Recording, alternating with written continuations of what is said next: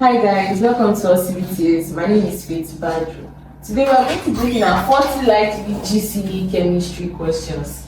So sit back and relax. We'll be right back.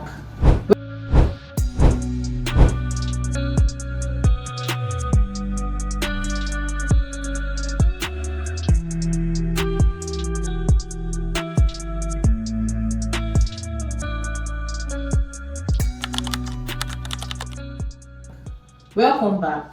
Today we'll be looking at 40 likely GCE chemistry questions. Now the first question we are going to be looking at today is the atomic number of an element is 15. How many unpaired electrons are present in its ground state atom? Now they have given us the atomic number, which is the number of protons, to be 15, and we are being asked here for the number of unpaired electrons. Now for us to get the number of unpaired electrons, the first thing you have to do is that you have to get the electronic configuration of this particular element.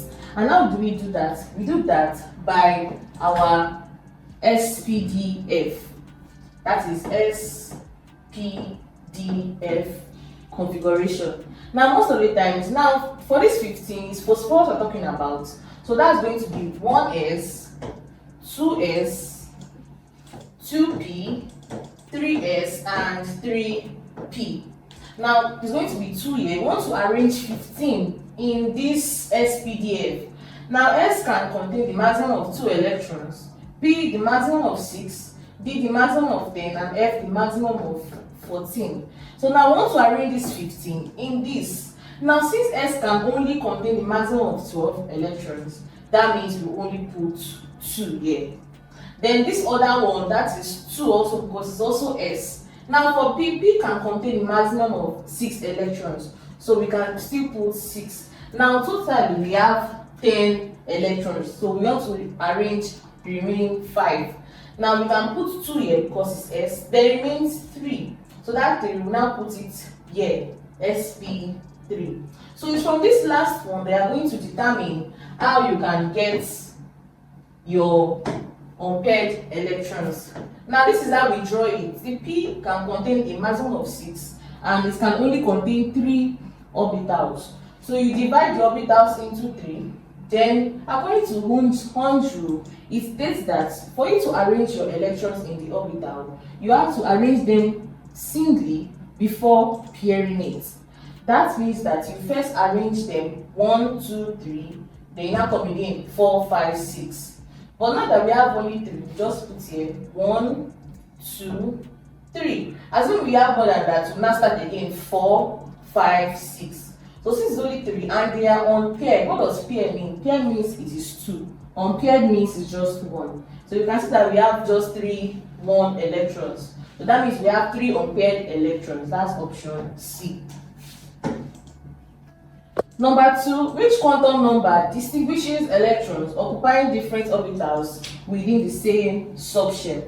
A, the principal quantum number, B, the spin quantum number, C, the magnetic quantum number, and D, the azimuthal quantum number. Now this principal quantum number, it just tells us about the energy level of the electrons, the energy level. Now the spin quantum number is telling us about the direction at which these electrons are moving. Are they moving up? Are they moving down? Magnetic quantum number tells us about the orientation in space, the orientation of that particular electron in space, or we can say the direction in space. Now we have the azimuthal quantum number. It tells us about the shape of the electron. And this question, we said that which one will distinguish electrons occupying different orbitals with the same subshells, and that is orientation. That's talking about the orientation. So our answer is option C, the magnetic quantum number. Number 3, which of the following oxides is acidic? Now acidic oxides are oxides of non-metals, while basic oxides are oxides of metals. So then you look at your option, which of them is a non-metal? This one is calcium. Calcium is a metal, aluminum is a metal, sulfur is a non-metal, zinc is a metal. So from this we can say that our answer is option C, SO2 because SO2 is an oxide of sulfur, which is a non-metal. Number 4, the IUPAC name of CH3, CH2, CH into CH3, CH2OH is what? So we are asked to name this particular compound. Now let us first draw it. You are advised to draw first. After you have done the drawing, then you can now determine what's the name of that particular compound. So here we have CH3. Let's take that one first. This is how you draw it. Now you have CH2. That would be like this. Then we have CH, CH3. Now we have CH2. Then we have OH. So overall, we have how many C? 1, 2, 3, 4. That means it's going to be a butane ring. So now our oil is on the first carbon, so it's going to be butane something 1 oil. But then we have a constituent. This particular CH3 that is in this bracket, it is named to be methyl, and it is on the second carbon. And the reason why we are naming from this place is because we must allow this our OH to have the smallest number. Some people might want to name from here, but if you name from here, that means your oil will now be 4 oil, which is not possible. So that means we are going to name from here, and our methyl is on our second carbon. So that's going to be 2 methyl, butane, 1 ol. That's option A.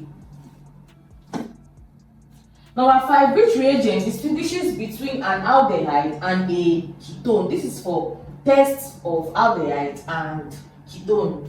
Now the answer here, we have A, bromine water, B, Toni's reagent, C, dilute HCl, and D, sodium hydroxide. Now our answer is going to be Toni's reagent. Why? Because this is the test that we use to differentiate between aldehyde and ketone. Now if you react this Toni's reagent with aldehyde, it will give you a silver mirror. When you look at your test tube, you see something like a silver mirror, but for your ketone you will not see that. So that's how we differentiate between this in the lab. Number 6, the oxidation number of chromium in K2Cr2O7 is what? Now firstly, let us write it here as K2Cr2O7. Now the oxidation number for K, which is potassium, is +1. Now because we have K2, that means we are going to say +1 times 2. That will be 1 times 2 plus the chromium that we are looking for. But now we have 2. So if we say chromium is X, so if we multiply by 2, it will be 2X.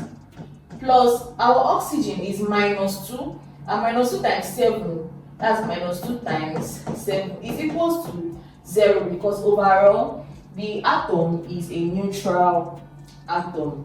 Then we can now start to solve. 1 times 2 is 2, plus 2x plus 14 is equals to 0. Let's collect line terms. That's 2x is equals to plus 14 minus 2, because when minus 14 comes here, it will be plus. Then it's now be 2x is equals to plus 12. Then divide both sides by 2. Divided by 2, divided by 2. X is equals to plus 6. That's option C.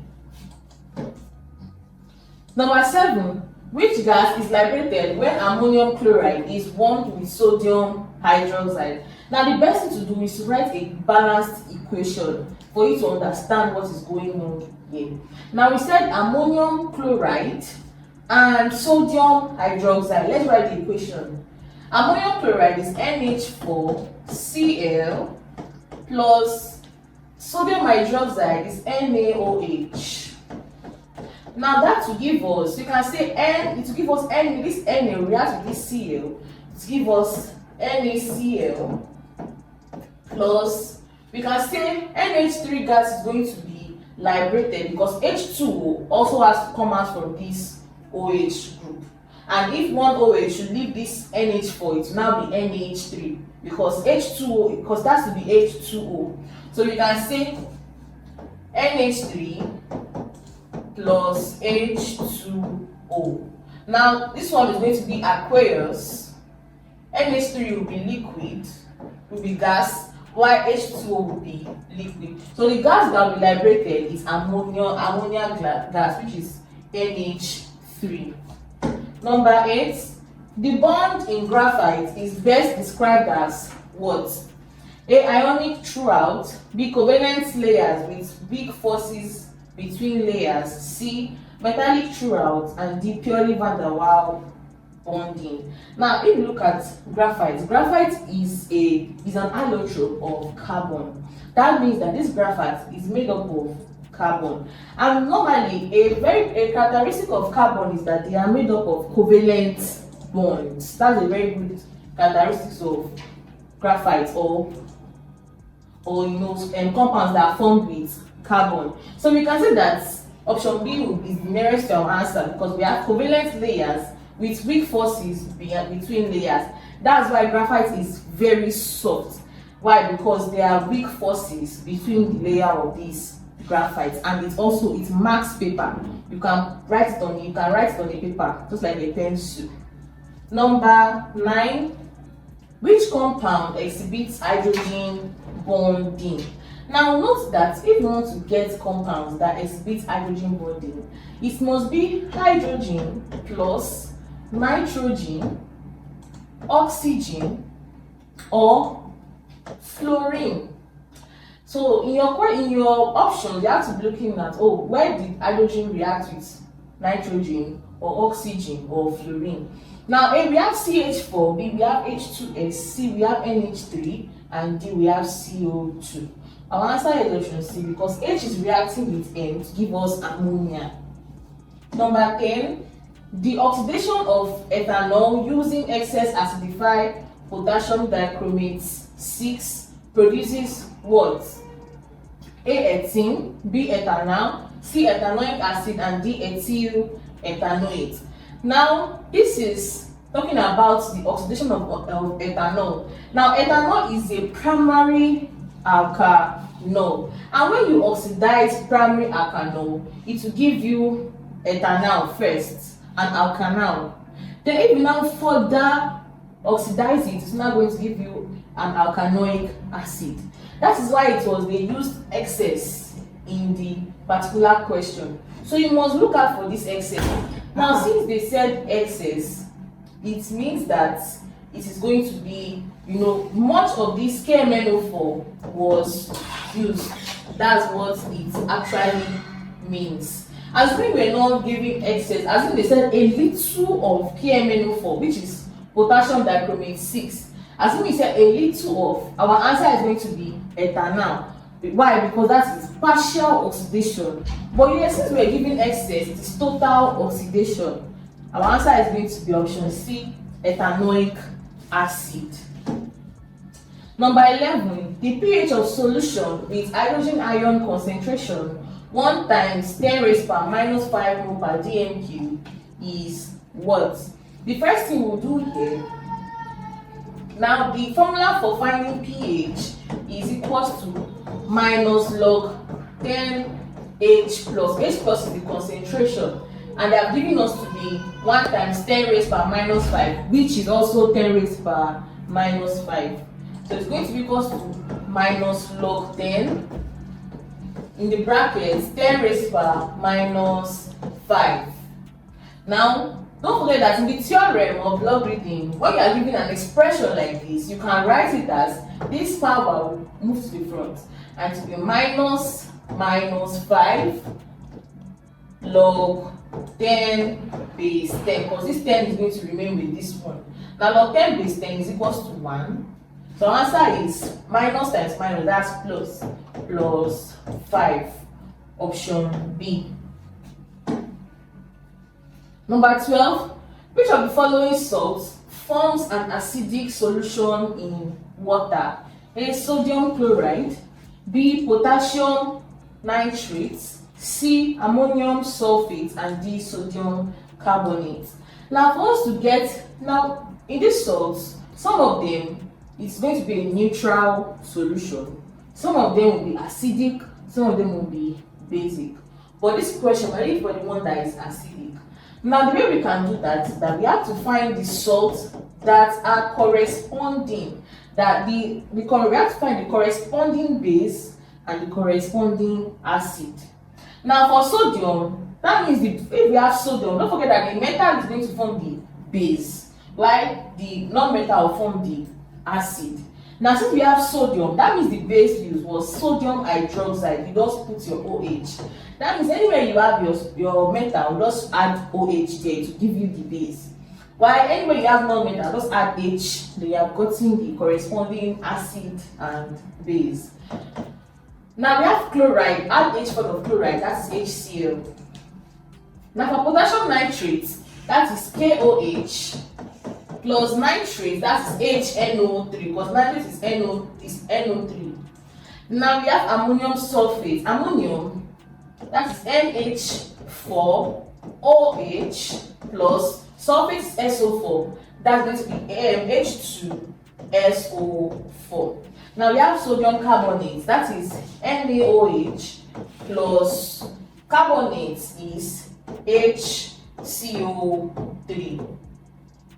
Now, since we have gotten this, we can now say that what we are going to do is that you now look for the one that, because it's acidic, so acidic means that there is going to be a strong acid and a weak base. Now for this one, they are both strong, so that's not the answer. Potassium nitrate, they are also both strong.